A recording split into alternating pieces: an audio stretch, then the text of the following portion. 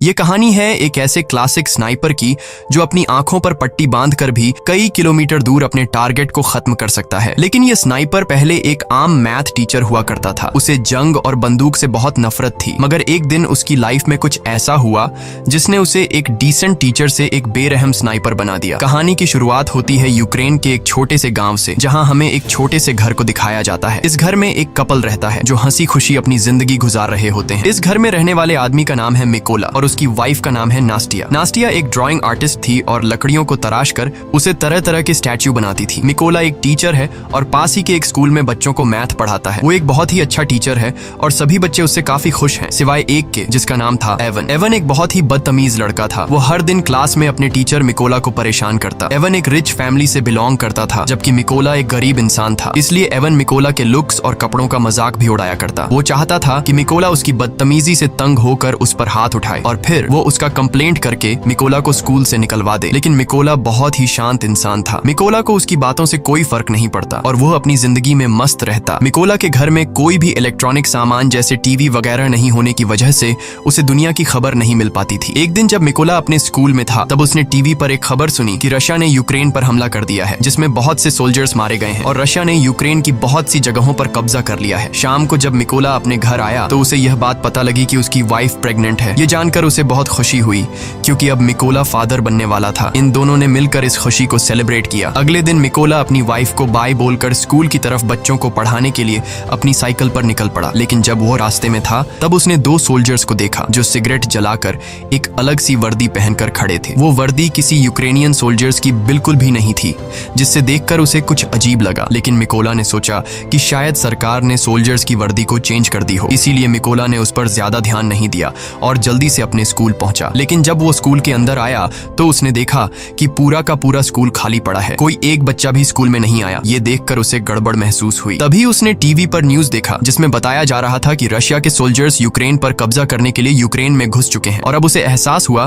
कि उसने रास्ते में जो सोल्जर्स देखे थे वो असल में रशिया के थे। ये सोचकर उसे अपनी वाइफ की फिक्र हुई, क्योंकि उसकी वाइफ घर पर अकेली थी। वो फौरन अपनी साइकिल पर बैठकर घर की तरफ भागा, लेकिन अब बहुत देर हो चुकी थी। जब मिकोला घर पहुंचा तो उसने देखा कि वे दो सोल्जर्स उसकी वाइफ को बुरी तरह से पीट रहे थे। मिकोला ने अपनी वाइफ को बचाने की कोशिश की, लेकिन उन सिपाहियों ने उसकी भी धुनाई कर दी। मिकोला ने उनसे रिक्वेस्ट की कि प्लीज मेरी वाइफ को मत मारो, वो प्रेग्नेंट है। लेकिन सोल्जर्स ने उनकी एक नहीं सुनी और उन दोनों को पीटते गए। थोड़ी देर बाद एक रशियन सोल्जर ने मिकोला के घर की तलाशी ली और जब उसे अंदर कुछ भी काम का नहीं मिला तो उसने गुस्से में आकर मिकोला के घर को आग लगा दी और वहां से जाने लगे। अब अपने घर को जलता देख नास्टिया गुस्से से लाल हो गई और एक पत्थर उठाकर उन रशियन सोल्जर्स को मारने लगी। ये देखकर एक सिपाही ने गोली चला दी और नास्टिया की मौके पर ही मौत हो गई। मिकोला अपनी वाइफ को मरता देखकर उसके पैरों तले जमीन खिसक जाती है। वो अपनी वाइफ के पास जाता है और उसे गोद में लेकर फूट फूट कर रोने लगता है। ऐसे ही कुछ घंटे बीतने के बाद दो यूक्रेनियन सोल्जर्स मिकोला के पास आए। मिकोला की वाइफ को मरा हुआ देखकर उन दोनों सोल्जर्स को बहुत अफसोस होता है और मिकोला के कंधे पर हाथ रखकर उसे हिम्मत न हारने को कहते हैं। उसके बाद उन दो सोल्जर्स ने मिकोला की वाइफ के लिए कब्र खोदना शुरू किया और एक कब्र खोदकर मिकोला से कहते हैं कि तुम यहाँ पर अपनी वाइफ को दफना दो। अपनी वाइफ की मौत के बाद मिकोला पूरी तरह से टूट चुका था। अब वो बिल्कुल अकेला रह चुका था। उन रशियन सोल्जर्स ने न सिर्फ उसकी वाइफ को मार डाला बल्कि मिकोला के आने वाले बच्चे और उसके घर को भी जला दिया। इसलिए अब वो बदले की आग में जल रहा था और उसे हर हाल में उस रशियन सोल्जर को मारना था जिसने उसकी बीवी पर गोली चलाई थी। उस सोल्जर से बदला लेने का एक ही रास्ता था कि वह यूक्रेनियन सोल्जर्स में शामिल हो जाए। इसीलिए वह यहीं पर उन दो सोल्जर से रिक्वेस्ट करता है कि प्लीज मुझे भी अपने साथ ले चलो, मैं भी यूक्रेन आर्मी में शामिल होना चाहता हूँ। इसके बाद वे दोनों सोल्जर्स मिकोला की बात मान लेते हैं और उसे गाड़ी में बैठाकर मिलिट्री बेस ले जाते हैं। जाने से पहले मिकोला अपनी वाइफ के हाथों का बनाया हुआ छोटे से स्टैच्यू को अपने पास रख लेता है जो उसकी वाइफ ने इसकी रक्षा के लिए बनाया था। जब ये लोग मिलिट्री बेस पहुंचते हैं तो वहां उनका सीनियर मिकोला को देखकर उन दो सोल्जर्स पर गुस्सा करने लगता है और मिकोला को फौज में भर्ती करने से मना कर देता है, क्योंकि उनके सीनियर को मिकोला पर शक होने लगता है कि कहीं मिकोला कोई जासूस ना हो। जब सीनियर ने उन दो सोल्जर्स से अच्छी तरह मिकोला के बारे में जानकारी हासिल की और मिकोला ने भी उसे पूरी बात बताई कि किस तरह से रशियन सोल्जर्स ने मेरी वाइफ को बेरहमी से मार दिया और मेरे घर को जला दिया, इसलिए अब मेरे पास जीने की कोई वजह नहीं है। और उसने उस सीनियर को यकीन दिलाया कि वो रशियन सोल्जर को मारकर इस देश को आजाद करना चाहता है। ये सुनकर वह सीनियर मिकोला को यूक्रेनियन आर्मी में भर्ती करने के लिए राजी हो जाता है और अगले दिन से ही उसकी ट्रेनिंग शुरू हो गई। अब चूंकि मिकोला एक आम इंसान था, इसलिए उसे ट्रेनिंग के दौरान काफी मुश्किल हो रही थी। उसने अपनी पूरी जिंदगी मैथ का सब्जेक्ट पढ़ाया था और बंदूकों के बारे में उसे कोई भी जानकारी नहीं थी। जब सभी फौजी बंदूकों को असेंबल कर रहे थे तो उनके मुकाबले में मिकोला काफी स्लो था और वह सबसे आखिर में बंदूक को असेंबल करता है। ये देखकर उस ऑफिसर को लगता है कि मिकोला कभी भी एक अच्छा सोल्जर नहीं बन पाएगा, लेकिन उसने भी हार नहीं मानी और अपनी ट्रेनिंग पर फोकस रखा। एक रात ट्रेनिंग के दौरान मिकोला अपने सीनियर से कहता है कि वह उसे उसके नाम से न बुलाए क्योंकि उसका कोड नेम रेवन है। ये सुनकर सभी उस पर हंसने लगे और सीनियर ने उसे बताया कि कोड नेम इतनी आसानी से नहीं मिलता, उसके लिए सोल्जर को देश के लिए कोई बड़ा कारनामा करना पड़ता है। मिकोला ने इन बातों को नेगेटिव नहीं लिया और वह और ज्यादा मेहनत करने लगा। रात को जब सभी सिपाही सो रहे होते थे तो तब भी मिकोला चीजों को सीखने की प्रैक्टिस करता। एक दिन सीनियर सभी सोल्जर्स को बताता है कि हमारे पास स्नाइपर्स की कमी है और हमें इस नंबर को बढ़ाना होगा ताकि हम रशियंस का मुकाबला कर सकें। यहाँ सीनियर सभी से पूछता है कि तुम में से कितने लोग स्नाइपर बनना चाहते हो। ये सुनकर कुछ लोग खड़े होते हैं और उन लोगों के बीच मिकोला भी होता है क्योंकि वह भी एक स्नाइपर बनना चाहता था। मिकोला को देखकर सभी सोल्जर्स हंसने लगे। मिकोला को देखकर उसका सीनियर उससे कहता है कि तुम अभी एक स्नाइपर बनने के लिए तैयार नहीं हो, तुम तो एक गन को असेंबल और डीअसेंबल भी अच्छी तरह से नहीं कर पाते, तो स्नाइपर बनना तो दूर की बात है। इस पर मिकोला कहता है कि मैं एक अच्छा स्नाइपर बन सकता हूँ, मुझे खुद को साबित करने के लिए सिर्फ एक मौका चाहिए। ये सुनकर सीनियर मिकोला से कहता है कि ठीक है, ये लो, तुम्हें इस बंदूक को सिर्फ 20 सेकंड के अंदर असेंबल करना होगा। अब खुद को साबित करने के लिए मिकोला अपनी आंखों पर पट्टी बांध लेता है और फटाफट से गन को खोलकर उसे दोबारा से जोड़ देता है और इस काम को करने में उसे सिर्फ 18 सेकंड लगे। मिकोला की फुर्ती को देखकर सभी हैरान रह जाते हैं। जो लोग पहले उस पर हंस रहे थे अब वे मिकोला के लिए तालियां बजाने लगे। वह सीनियर भी मिकोला से इंप्रेस हुआ और अब उसकी काबिलियत को देखकर उसे भी स्नाइपर ट्रेनिंग में शामिल कर लिया जाता है। ट्रेनिंग के दौरान मिकोला को एक पुराने मॉडल की गन पकड़ा दी जाती है जबकि बाकी लोगों को नए मॉडर्न वेपन्स दिए जाते हैं। ये देखकर मिकोला भी मॉडर्न वेपन्स की डिमांड करता है, जिस पर वहाँ का सीनियर उसे कहता है कि अगर तुम्हें वह गन चाहिए तो तुम्हें खुद को साबित करना होगा। अब मिकोला के पास कोई और ऑप्शन नहीं था, इसलिए उसे जो मिला वह लेकर वहाँ से निकल गया। ट्रेनिंग के दौरान सीनियर सबको बताता है कि एक स्नाइपर के सामने चाहे कोई भी सिचुएशन क्यों ना आ जाए, लेकिन वो अपनी जगह से 1 इंच भी नहीं हिलता और अपने टारगेट पर निशाना बनाकर रखता है। इसकी प्रैक्टिस के लिए सीनियर सभी के पास गोलियां चलाता है और जो भी स्नाइपर अपनी पोजीशन से हिलता है उसे इस ट्रेनिंग से बाहर कर दिया जाता है। लेकिन जब मिकोला की बारी आती है तो वो अपनी जगह से जरा भी नहीं हिलता और अपना निशाना बनाकर रखता है और इस तरह से मिकोला इस ट्रेनिंग में पास हो जाता है। अगली ट्रेनिंग में स्नाइपर को उनका टारगेट सिर्फ एक बार दिखाया जाता है और फिर उनकी आंखों को ब्लैक बोर्ड से ढक दिया जाता है। इस दौरान उन्हें अंदाजा लगाकर अपने टारगेट को शूट करना होता है। बाकी सोल्जर्स में से कुछ सोल्जर इस टेस्ट को पास कर लेते हैं, लेकिन जब मिकोला की बारी आती है तो उसका निशाना थोड़ा सा चूक जाता है और मिकोला इस टेस्ट में फेल हो जाता है क्योंकि उसके पास जो बंदूक थी वह काफी पुरानी थी और उससे बिल्कुल परफेक्ट निशाना लगाना बहुत मुश्किल था। मगर सबको पता था कि अगर मिकोला को नई बंदूक दी जाती तो वह निशाना बिल्कुल परफेक्ट लगा लेता। अगली ट्रेनिंग उन स्नाइपर्स के लिए और मुश्किल थी क्योंकि उन्हें फ्लेयर की रोशनी में अपने टारगेट को शूट करना था और वह भी रात के अंधेरे में। यहाँ सीनियर ने फ्लेयर छोड़ी और सभी ने अपना निशाना लगाया, लेकिन कोई भी टारगेट को हिट नहीं कर सका। बाकी सबने तो गोली चला दी थी। अब यहाँ सिर्फ मिकोला ने गोली नहीं चलाई।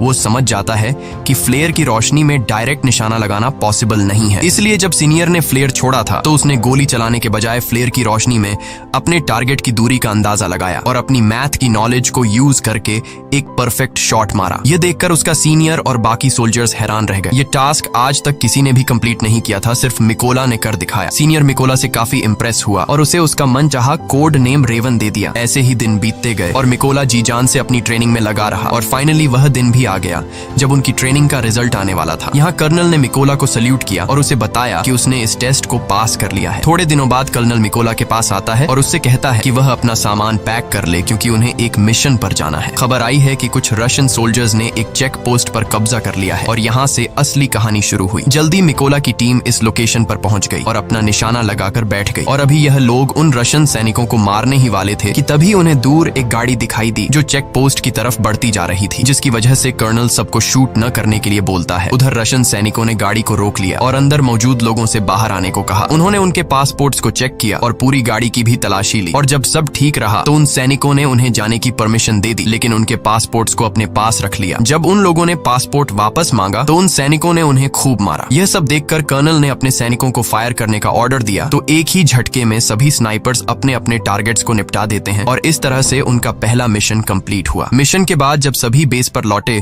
तो मिकोला ने देखा कि उसके बहुत से साथी बेस पर मौजूद नहीं हैं। वो परेशान हुआ कि आखिर सब कहां चले गए। जब उसने पूछा कि मेरे बाकी साथी कहां हैं तो उसे बताया गया कि उसके बाकी साथियों को एक दूसरे मिशन पर भेजा गया है। अगले दिन मिकोला को खबर लगी कि जिस मिशन पर उसके साथी गए थे उस मिशन के दौरान उसके बहुत से साथी मारे गए हैं और उन सभी लोगों को एक रशियन स्नाइपर ने मारा है। उस स्नाइपर का नाम सीरी था और वह रशिया का सबसे बेहतरीन स्नाइपर था। ऐसे ही कुछ दिन बीत गए और मिकोला अपने साथियों के साथ अपने अगले मिशन पर निकल गया। लोकेशन पर पहुंचकर उन्होंने चारों तरफ माइंस बिछा दी और अपनी पोजीशन लेकर बैठ गए। थोड़ी देर बाद रशियन सैनिक वहां पहुंच गए और उन सैनिकों के साथ एवन भी था। एवन वही लड़का था जो स्कूल में मिकोला को परेशान किया करता था और अब उसने रशियन आर्मी ज्वाइन कर ली थी। लेकिन जैसे ही कर्नल शूट करने का ऑर्डर देता है तब मिकोला थोड़ा सा घबरा गया क्योंकि वह अपने स्टूडेंट को नहीं मारना चाहता था। लेकिन फिर मिकोला अपने जज्बात को साइड पर रखकर वहां रखे लैंड माइंस को शूट करता है तो वहां एक जोरदार धमाका होता है जिससे इवन समेत सभी रशियन सोल्जर्स मारे जाते हैं। सब कुछ कंट्रोल होने के बाद कर्नल गुस्से में मिकोला से पूछता है कि जब मैंने शूट करने का ऑर्डर दिया तो तुम क्या सोच रहे थे, जिस पर मिकोला जवाब देता है कि उन रशियन सोल्जर्स में मेरा एक स्टूडेंट भी था, मैं उसे नहीं मारना चाहता था। यहाँ कर्नल ने मिकोला को समझाया कि उसे इवन की मौत का जरा भी दुख नहीं होना चाहिए क्योंकि यहाँ वो तुम्हारा स्टूडेंट नहीं बल्कि तुम्हारा दुश्मन था और रशियन आर्मी को ज्वाइन करना इवन का अपना फैसला था, इसलिए तुम्हें उसके लिए बुरा मानने की जरूरत नहीं। मिशन पूरा करके ये सभी अपने बेस कैंप पर लौट आए। कर्नल को मिकोला पर पूरा भरोसा था, वो अपना ज्यादातर वक्त मिकोला के साथ बिताता था। यहाँ कर्नल ने मिकोला को अपनी फैमिली फोटो दिखाई और उससे बताया कि उसकी फैमिली में 3 लोग हैं। उसकी दोनों बेटियां इस बात से अनजान हैं कि उनके पिता एक सोल्जर हैं। मैंने उन्हें बताया है कि मैं बिजनेस करता हूँ और मेरी वाइफ ने भी आज तक मेरे बारे में बच्चों को नहीं बताया कि मैं एक सोल्जर हूँ। यहाँ मिकोला ने भी कर्नल को अपनी पूरी कहानी बताई कि किस बेदर्दी से रशियन सैनिकों ने उसकी वाइफ को मार डाला। इस दौरान मिकोला काफी इमोशनल भी हो गया लेकिन कर्नल ने उसे संभाल लिया। अगली सुबह ये सभी अपने अगले मिशन पर निकल गए। ये मिशन काफी इंपॉर्टेंट था क्योंकि उन्हें खबर मिली थी कि रशियन सोल्जर्स का एक ग्रुप उस रास्ते से गुजरने वाला है। कर्नल और मिकोला जल्दी से लोकेशन पर पहुंचे और अपनी पोजीशन लेकर बैठ गए। थोड़ी देर बाद उन्हें 2 रशियन सैनिक दिखे जो अपनी बाकी की टीम का इंतजार कर रहे थे। यहाँ मिकोला ये नोटिस करता है कि उनमें से एक सैनिक वो है जिसने उसकी वाइफ को गोली मारी थी और वो मिकोला के ठीक निशाने पर था। यहाँ मिकोला ने गोली चलाने की परमिशन मांगी पर कर्नल ने ऐसा करने से मना कर दिया। अब मिकोला गुस्से से लाल हो रहा था क्योंकि सामने खड़े सोल्जर ने उसकी वाइफ को मारा था और उसने आर्मी को ज्वाइन भी इसलिए किया था ताकि वो अपनी वाइफ का बदला ले सके। इसलिए उसने दोबारा से फायर करने की परमिशन मांगी पर एक बार फिर कर्नल ने ऐसा करने से मना कर दिया। लेकिन अब मिकोला अपने जज्बात पर काबू नहीं रख पाया और उसने गोली चला दी। गोली लगने से उस सोल्जर की तुरंत मौत हो गई। लेकिन बुरी बात ये थी कि रशियन सोल्जर्स को उनकी लोकेशन का पता चल गया। कर्नल मिकोला से कहता है ये तुमने क्या कर दिया। लेकिन सबसे बुरी बात ये थी कि रशिया का सबसे खतरनाक स्नाइपर जिसका नाम सीरी था वो भी अपनी पोजीशन लेकर बैठा हुआ था और अब उसे भी उनकी लोकेशन का पता लग गया था। कर्नल भी ये बात जानता था कि सीरी पास ही है, इसलिए वो सीरी की तलाश करने लगा। लेकिन इससे पहले कि वो उसकी लोकेशन को जानता सीरी ने उसे एक हेडशॉट दे दिया और कर्नल की मौके पर ही मौत हो गई। अब मिकोला को समझ आया कि उसने कितनी बड़ी गलती कर दी है। उसकी गलती की वजह से कर्नल की जान चली गई। मिकोला को पता लगा कि रशियंस को उनकी लोकेशन का पता लग चुका है। उधर रशियन सोल्जर्स ने भी मिकोला के ऊपर जोरदार फायरिंग और बमबारी शुरू कर दी। अब बिगड़ते हालात को देखते हुए मिकोला ने पीछे हटने का फैसला किया। उसने कर्नल की बॉडी उठाई और अपनी पोजीशन से पीछे आने लगा। जल्दी वो दुश्मनों के इलाके से बाहर आ गया और सीधा अपने बेस पर पहुंचा। मिकोला को कर्नल की मौत का काफी अफसोस था और वो खुद को उसका जिम्मेदार ठहरा रहा था। यहाँ उसने कसम खाई कि वो सीरी को जान से मार देगा और कर्नल की मौत का बदला लेगा। जल्दी मिकोला को 2 रशियन स्नाइपर्स की खबर मिली और वो फौरन अपने अगले मिशन पर निकल गया। वो अपनी लोकेशन पर पहुंचा और अपना निशाना लगाकर बैठ गया। जल्द ही उसने स्नाइपर को मार गिराया पर उस स्नाइपर को मारते दौरान एक दूसरे स्नाइपर ने मिकोला को बाजू पर गोली मार दी थी। लेकिन उसने हार नहीं मानी और जैसे तैसे करके उस दूसरे स्नाइपर को भी मार गिराया। अब चूंकि वो काफी घायल था इसलिए वो एक सीक्रेट बेस पर चला गया और अपनी बॉडी को थोड़ा आराम देने लगा। इस दौरान उसे आर्मी के मेजर का कॉल आया और उसने मिकोला को बताया कि हमने उस स्नाइपर का पता लगा लिया है जिसने कर्नल को मारा था। उसके बाद मिकोला अपने बेस पर पहुंचा और यहाँ मेजर सभी को स्नाइपर के बारे में बताने लगा। मेजर बताता है कि उस स्नाइपर का नाम सीरी है और वो रशिया का सबसे बेहतरीन स्नाइपर है। उसका निशाना आज तक गलत नहीं लगा। सीरी ने यूक्रेन के 6 सबसे काबिल स्नाइपर्स को मार गिराया है, इसलिए हमें उसे हल्के में नहीं लेना चाहिए। मेजर बताते हैं कि सीरी पहले यूक्रेन के सोल्जर्स को मारता है और फिर उसकी वीडियो बनाकर सोशल मीडिया पर अपलोड करता है ताकि यूक्रेनी सोल्जर हार मान ले। वो बताता है कि सीरी एक ऐसा स्नाइपर है जो आम तौर पर अपनी पोजीशन को चेंज नहीं करता और एक खास लोकेशन पर बैठकर अपने दुश्मनों का शिकार करता है। अब ये सभी लोग एक प्लान बनाते हैं कि वो सीरी की लोकेशन पर 2 टीम बनाकर जाएंगे। प्लान के मुताबिक उनकी पहली टीम रशियन सैनिकों पर सामने से अटैक करेगी और जब वो इस अटैक में बिजी होंगे तो उनकी दूसरी टीम उन लोगों पर पीछे से हमला करेगी। इस मौके का फायदा उठाकर मिकोला बिल्डिंग के अंदर जाएगा और सीरी को मार देगा। पूरी प्लानिंग हो जाने के बाद ये सभी उस लोकेशन की तरफ निकल गए। लोकेशन पर पहुंचकर सभी स्नाइपर्स ने अपनी पोजीशन ले ली और अपना निशाना लगाकर बैठ गए। उधर मिकोला भी चुपके से बिल्डिंग में एंटर हुआ जहां उसे 2 रशियन रशियन सोल्जर्स दिखे जो अपने बातचीत में मसरूफ थे। मिकोला ने बिना देर किए उन दोनों को मार डाला